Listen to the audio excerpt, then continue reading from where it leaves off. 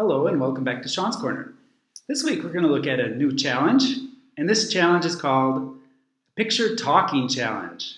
So we're going to see how students can take pictures and then talk about them, or we can also provide them really great pictures and generate a lot of discussion.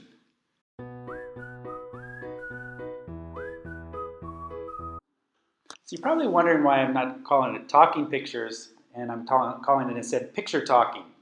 Well, we all know that talking pictures are related to movies and films. On the other hand, picture talking is actually talking about a picture. And here to start off, I've got a picture, and I'm kind of wondering what's wrong with the picture. Well, to start off with, where is it? It looks like it's on a city street. It also looks like there's a special place for taxis to park. But what's actually parked in the taxi stand? Is it a taxi?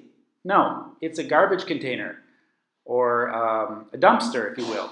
So we see there's already something to talk about here in this picture. But let's go on and see some expressions now and how we're going to talk with some more complex pictures. I find it useful to provide my students with some cards with expressions on them.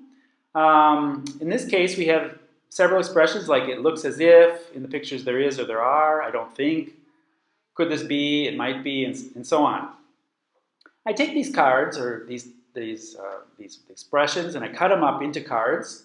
And as students are talking about their picture, they pick up a card and then that expression should not be used again. This is a good way for students to try to use new expressions. So now let's move on, having these expressions in mind. And you might want to pause here and actually write down these expressions.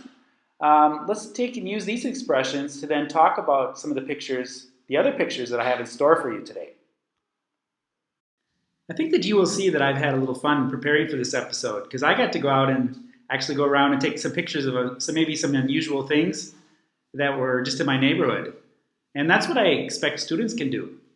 As they're walking to school or coming back home, they might come across something that has some interest and that it gives them or their colleagues something to talk about.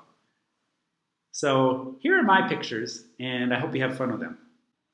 It looks like you could find this maybe in a museum, or maybe, I think this is a stone carving. It looks like it's a mermaid. I don't think you'd find this in somebody's house, but I'd have to say that you could see this maybe on a palace or something. Now that I see a little more, could this be around the gates of some important building? I think I see a building behind the gate there. What I find interesting about this picture is just how much detail there is around those gates. It looks as if those statues are made out of a very hard stone, maybe granite, and there are some beautiful steel gates or iron gates that are very intricate. So I think it might be a really important house. Can you see where I'm going with this? I mean, just walking out in somebody's neighborhood, there can be these amazing things to look at or to share with our colleagues, with our classmates. So it's very possible for some student to go out and take a nice picture like this one day, bring it into the classroom, and show another student. I mean, we need to lay down some rules. There can be certain criteria. Could be things like, well, it shouldn't have people, or it can have people, but they have to look in a certain way. Things, we have to talk about appropriacy. We have to talk about things that are conducive to learning. And, of course, the objective, which the objective is to show something interesting that we can talk about that is also related to things and topics we've talked about in the classroom. Because now, going on to the next picture, we have here a vocabulary word we've had, which is a mansion or a palace. So I think is an extremely important, appropriate picture to show somebody.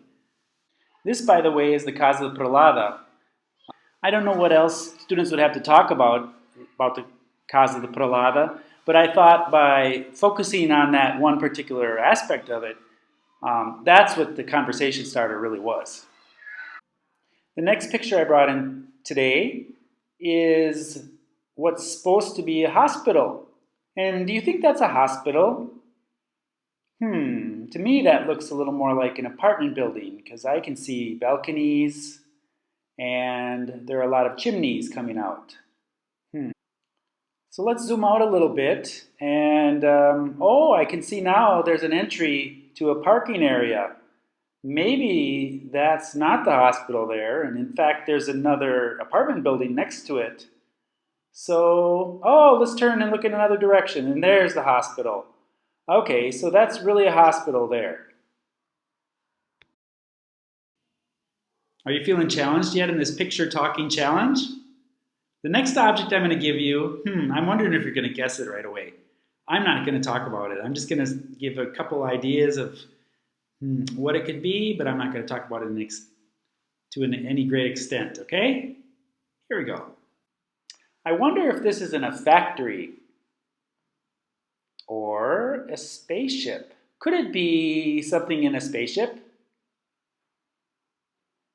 Could it be something that you find in maybe a house or a garage? The next picture should help you solve it. Let's turn and see it. There you have it. This is the last of my mystery pictures for the day. Now I'd just like to add another idea, and this comes from the New York Times. The New York Times Online has a section called the Learning Network, and it has a lot of great ideas for writing and speaking. This one here is really meant for writing, and you're supposed to add comments on their website. But I think that this pin here that says they could generate a lot of discussion because you're wondering why does somebody say that they're not part of the group? Why are they not part of the they? Who are they? Why would somebody wear this? So a lot of questions are there. And to help the teacher, and I think it's very helpful for me, they have a lot of questions on the website that are accompanying the pictures. So this is a great way to warm up students to this whole picture challenge, picture talking challenge. Work on it as a group, and then later have students bring in their own pictures. And of course, if nobody comes with pictures, you always have something to show and do. That's the second of my 3 challenges. We had last week the keyword challenge, this week the picture talking challenge, and next week is a challenge in relation to writing. So I hope to see you then, and looking forward to seeing you in the teacher's room. Bye.